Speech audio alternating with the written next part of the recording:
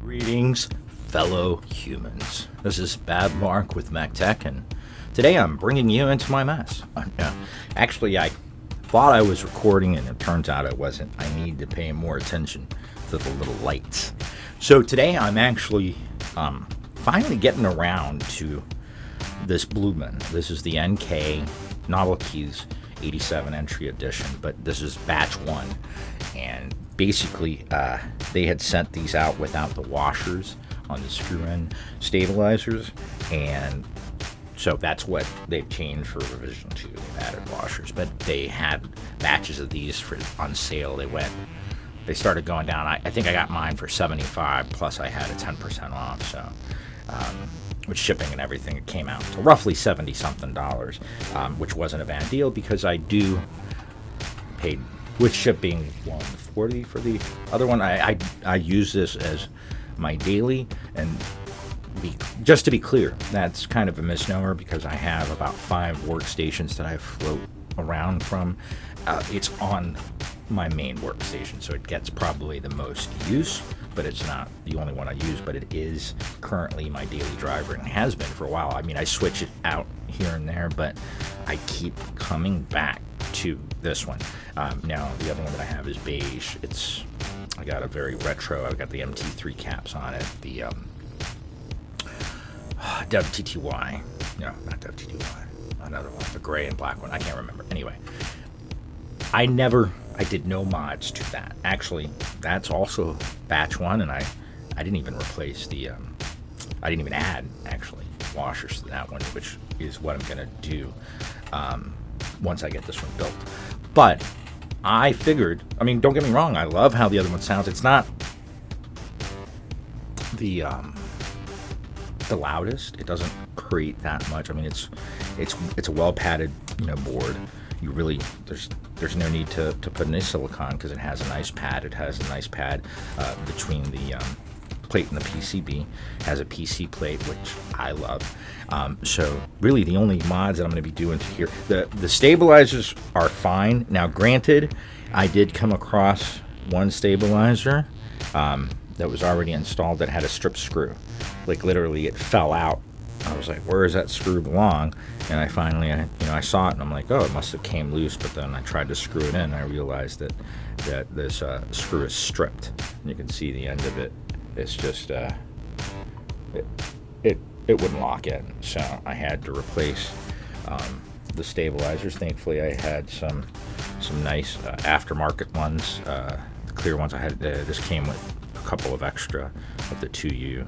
So I went ahead and just replaced that one set. I didn't figure in replacing all of them. They're good stabilizers. They are balanced, so I didn't even do the I usually apply the plumber's tape mod, but it doesn't have that. But I am going to be applying the Tempest tape mod and the PE foam mod.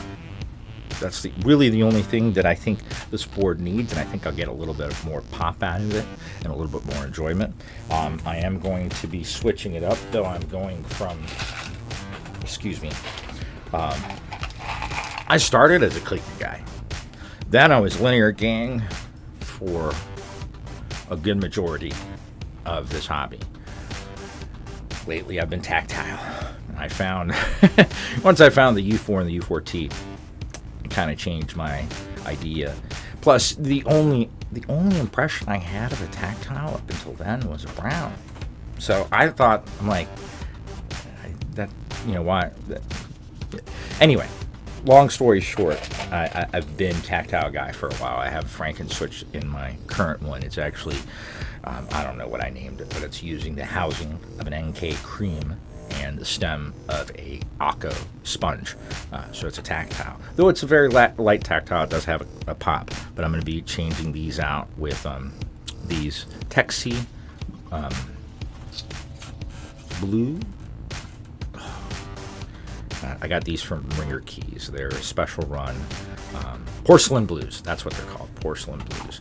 And they're tactile. I believe they have I think I picked the 68 gram spring.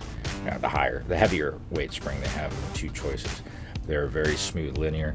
These are only the ones that haven't been lubed yet. I still got to finish lubing the rest of them before I pop them in. But I just wanted to do this part and then kind of talk about it a little bit more and why I choose this as a daily driver. Don't get me wrong, I love a lot. Like I said, I cycle through keyboards. I have different workstations. 65% are bomb for me for most tasks. When I'm programming, I honestly, I need a full, but I have a really nice, I've gone through quite a few numpads. I have the Atlantis, PS19, PS17, I forget, I think it's a PS17. It's a great VIA-compatible QMK, has a knob on it, so I always got a knob regardless of the keyboard that I have, so I don't need a knob on the keyboard, but I need the numpad. I program when I'm programming. I need a TKL to sit next to my numpad, because I need all of the keys. Yes, I can go through layers and everything, but it brings me down from the place I need to be when I'm coding. So everybody works differently. So anyway, I'm gonna be going ahead and be applying the Tempest tape mod. Let me first put this back together. Yeah, I had to. I did not know what was going on at first. I didn't think the screw was stripped. I thought I was doing something wrong when I was trying to screw that screw that just fell loose when I opened it up. Just fell out, which I don't know, kind of makes me beg the question of, how did that happen? How did it get past QA/QC over at Novel Keys? For the most part, I don't have my issues with Novel Keys. They do give good support, but there's been little things here and there, but whatever. This keyboard, like I said, I love it. I love it. This one is blue. It actually, I believe, glows in the dark, if I'm not mistaken. And blue is my favorite color. I do have, like I said, the blue switches, and, well, I'll show you in caps. I think we're going to top it off and make it look nice. But right now, let's go ahead and do the Tempest mod. And now that we've got everything screwed in, this is basically, it just kind of just sits on here. I mean, I think I have seen where some people do remove some of the standoffs, and I've thought about that, though. I mean, to be quite honest with you, it's not like I'm a need to flex kind of guy, but at the same time, I mean, what flex can you have? When you have cats, cat hair gets everywhere. I swear, I find cat hair in the oddest of places. Part of me wants to take these standoffs off, but part of me says that these just aren't going to be enough, and I'm just not going to go there. I'll be fine with I think just poking out the holes as I go for the where the standoffs get screwed into the plate. Got 6 spots. 2, 3, 4, 5, 6. All right. Just so I know where the spots are at. All right. So let's get to taping.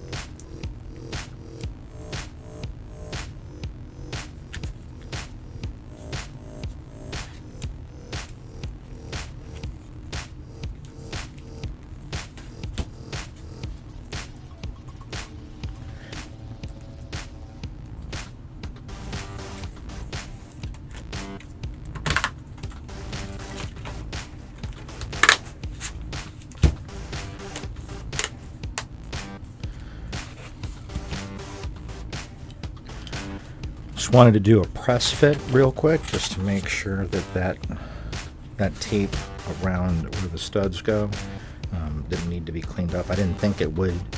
The way those studs were, they're very much like a motherboard standoffs. I figured they would have more than enough space around them in order for the tape to go up through that channel that's meant for them, and I was correct. So just wanted to double check before I went any further.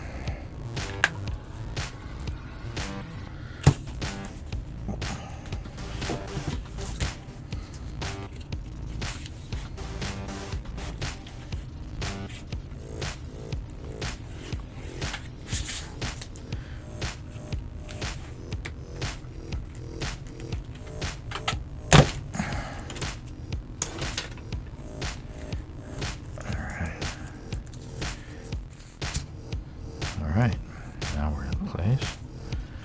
And I may at some point come back and take those standoffs off.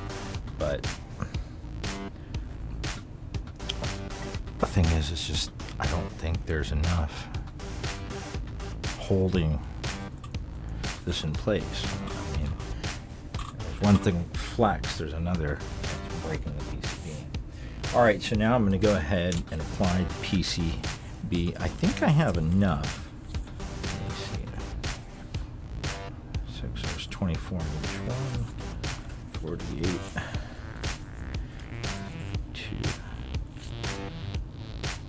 I think I have enough. But just to be sure, I'm going to do all the alphas first.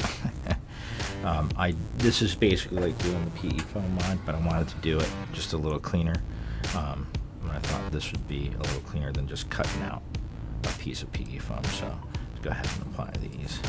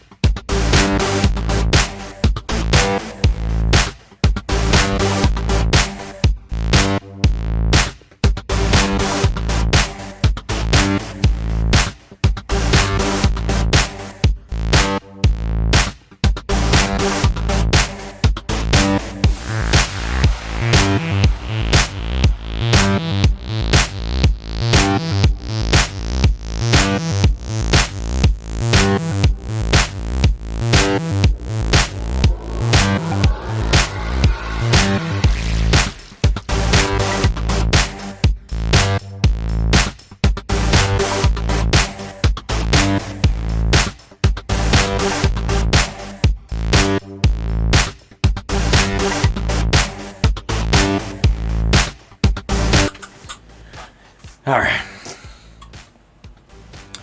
I can in no way say that was enjoyable or fun, but it's done. On a cheaper board or another one, I don't mind a PE sheet, but I like these foam pads, and I'll use them in some of my builds. So now, what I have to do is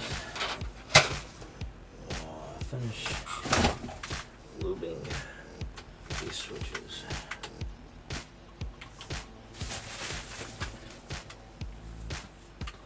Yeah. Alright, I'll be back in a bit.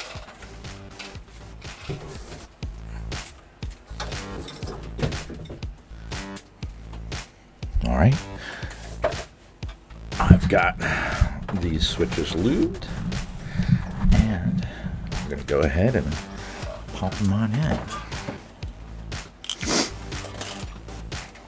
So again, I'm going with, these are called blue porcelain. I got them from Ringer Keys.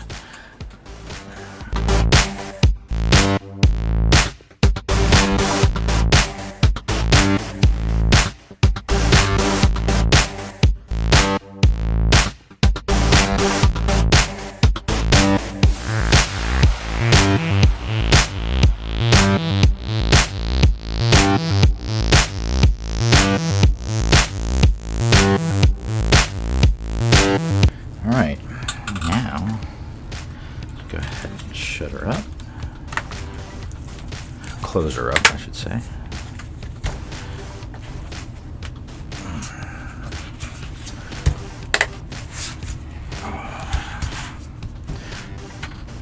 And now it's time for some keys. Alright, so I wanted to add a little contrast while still maintaining the color scheme, and I gotta say there was a few choices of keycap sets that I had. Thought maybe, never mind. I was gonna put a different keycap set on it, but I settled on this one. I felt that this set would look the best on this keyboard because I think it ties in throughout. That's just me. I think it's gonna look just nice. So yeah, let's use this. Yeah, I mean, it's not the exact same blue, but it has a contrast, which I gotta tell you, I really, really like. And we got the same bottom row, so I don't gotta worry about that. I like ASA or MT3s for daily.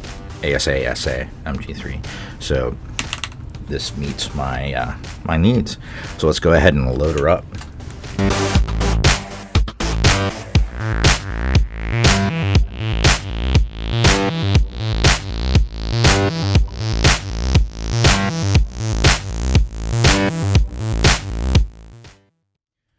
So yeah, so there's my Blumen.